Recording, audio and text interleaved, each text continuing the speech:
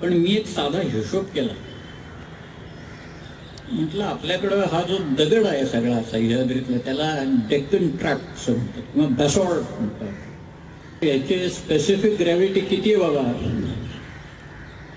2.7 आहे.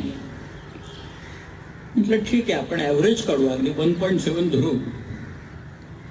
आणि राजगडाला लागलेला दगड साधारण किती आहे याचा आपण एक हिशोब काढू. किती दगड लागला असेल राजगडाला?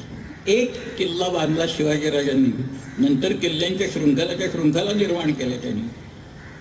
पण केवळ राजगड या एका किल्ल्याला, त्या 3 माचान बाले किल्ल्याची तटबंदीला जो दगड लागलेला आहे तो किमान 3 लाख टन दगड आहे. कुठून आणला दगड माहीत नाही, इथं काही माइन्स नाही.